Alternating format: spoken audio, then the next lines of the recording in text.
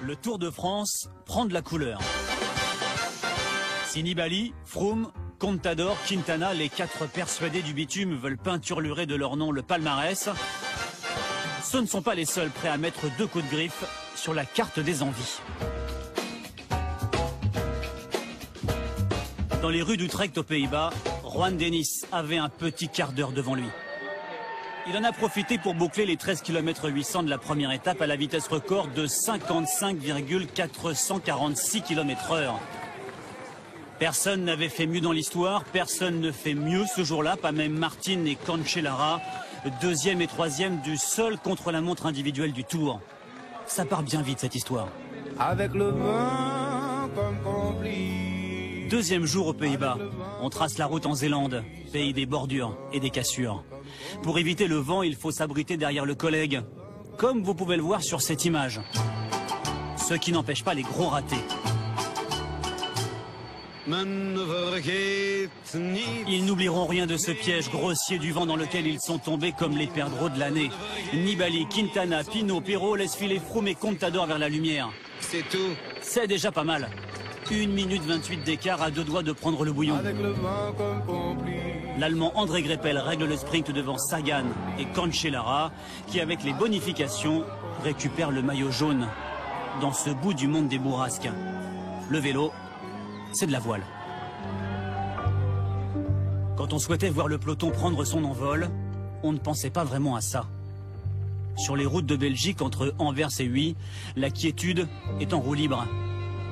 Mais au kilomètre 105, le peloton est un jeu de quilles. C'est une terrible chute, et l'enchevêtrement des vélos et des hommes pourrait faire sourire s'il ne nous faisait pas froid dans le dos. Traumatismes crâniens, cervicaux, thoraciques, luxations et fractures en pagaille. William Bonnet est le plus touché et la liste des blessés est longue comme une déchirure. 4 abandons et des coureurs à l'image du maillot jaune Cancellara qui rallieront l'arrivée sans repartir le lendemain. La seule bonne nouvelle dans l'histoire, c'est que tout ça aurait pu être pire. Faute d'ambulance encore disponible, les organisateurs neutralisent un temps la course. Ça n'était plus arrivé depuis 17 ans sur le Tour. Aussi fou que cela puisse paraître, la décision ne semble pas convenir à tout le monde. Le régulateur a du mal à réguler, alors qu'il n'y a pas d'échappée à rattraper, pas de leader à distancer. Difficile de comprendre l'agitation d'une partie du peloton, nourrie d'égoïsme et d'une carotte de mauvais goût. La course reprend, mais Pinot a les guiboles coupées par le choc. Il va perdre encore 1 minute 30 sur les patrons.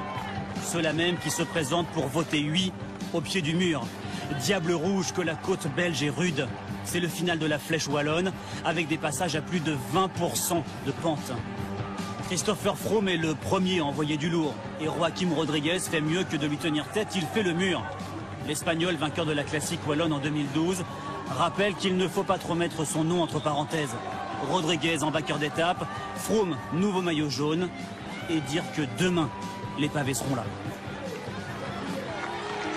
Demain, c'est aujourd'hui, et c'est un peu comme hier, une classique.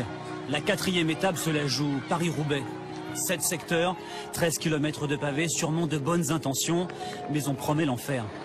Marc Madiot le sait, les espoirs de victoire dans le Tour s'échappent. Le plaisir avec. Il a crevé. Non. Putain de... Oh putain. Ça fait chier. Tu crevais? Ouais. Ça fait chier. Ça, c'est pas notre année. Aïe, aïe, aïe. Son coureur Thibaut Pinot connaît une journée de problèmes techniques, de réactions colériques. Le Français va se prendre 3 minutes 23 dans les dents de son dérailleur. Depuis 3 jours, hélas, on ne fait que de parler de ses galères, alors quand vient leur tour, ils se galèrent à parler. C'est pas une année avec, ça c'est sûr pour le moment. Mais bon, c'est comme ça. Allez. Avec toi Thibaut, lâche pas, lâche pas. Allez Thibaut. Ça veut pas, voilà, problème mécanique, après j'étais à bloc aussi, donc voilà, c'est comme ça. C'est comme ça. C'est comme ça. C'est comme ça. Comme une rumeur qui sort du brouillard, Vincenzo Nibali tente de nous refaire le coup de l'an passé. Il attaque avec l'allégresse d'une chanson italienne. Ce panache sur pavage ne suffira pas. Les autres tiennent bon. Finalement, pour nos 4 persuadés, les pavés n'auront été qu'un mur de poussière. Il reste 3 km 4 dans la plus longue étape du Tour quand Tony Martin prend les devants. Les avant-bras sur le guidon et un effort solitaire pour chipper la première place. Vous connaissez Martine à la plage, Martine à bicyclette, voici Martine en vainqueur d'étape. Martine en maillot jaune. L'Allemand réussit son pari, son contre-la-montre, son contre-la-meute.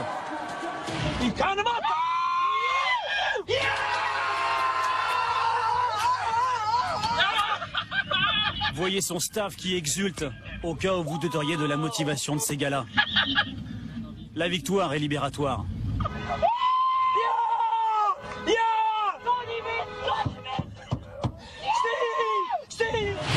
Et le bonheur ne vaut que s'il est partagé, semblent nous dire les béats du jour.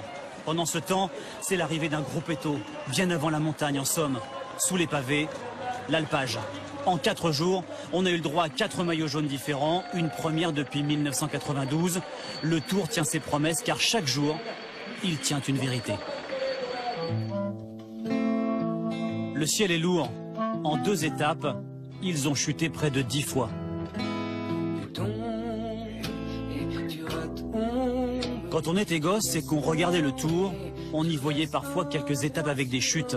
Aujourd'hui, on voit parfois quelques étapes où il n'y en a pas. 1, 2, 3, soleil.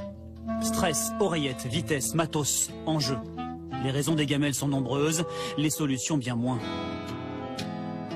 Nasser Boigny abandonne. Tony Martin, le maillot jaune aussi, pour avoir goûté de trop près au bitume. Il faut une guirlande de soutien quand les organismes et le moral sont des oripeaux.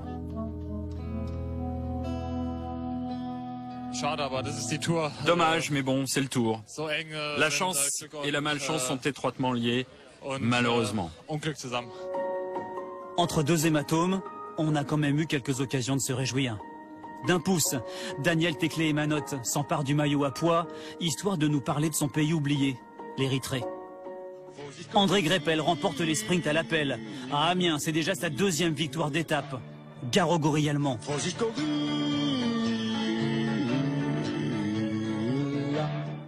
Et dans les rues du Havre, le Tchèque Zdeněk Štibar profite d'une certaine confusion et snob les sprinteurs. Et dire qu'on en vient à être soulagé quand un coureur termine indemne. Les routes sont des cicatrices. Y croit-il eux-mêmes quand dès le 1er kilomètre, ils donnent l'impression de vouloir choper le pompon? Nous, on voit clair dans leur jeu. Faut pas exagérer. C'est le bon de sortie des sponsors, l'hypocrisie médiatique qui s'échappe. L'idée est davantage de montrer que de mouiller le maillot. Il n'y a pas l'ombre d'un doute. Au bout du chemin, on sera rattrapé et on fera place à la caste, celle des convaincus du coude à coude, des artistes du même pas peur, ceux que l'on surnomme les sprinteurs. Au paroxysme de leur concentration, ils allient agressivité et sérénité. Ça paraît dément, presque animal. De ces accros de la photo finish, le plus véloce s'appelle Cavendish. Le Britannique signe sa 26e étape sur le Tour. Le grand méchant loup, c'est lui.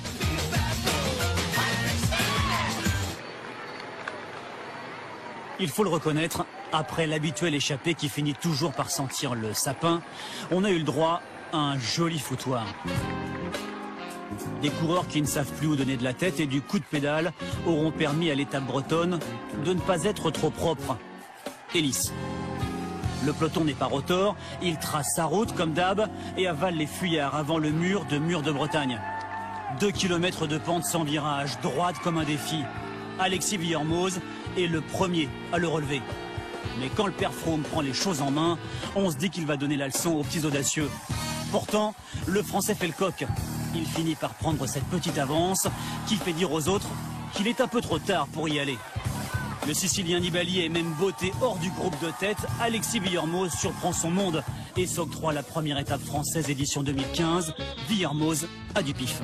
Honnêtement, j'étais persuadé que ça allait revenir derrière. Mais j'ai serré les dents, fermé les yeux et j'ai continué à appuyer les pédales jusqu'au bout, jusqu'à la ligne. Après, je me suis effondré et c'est seulement à présent que je me rends compte que j'ai gagné le dernier du Tour de France, c'est énorme.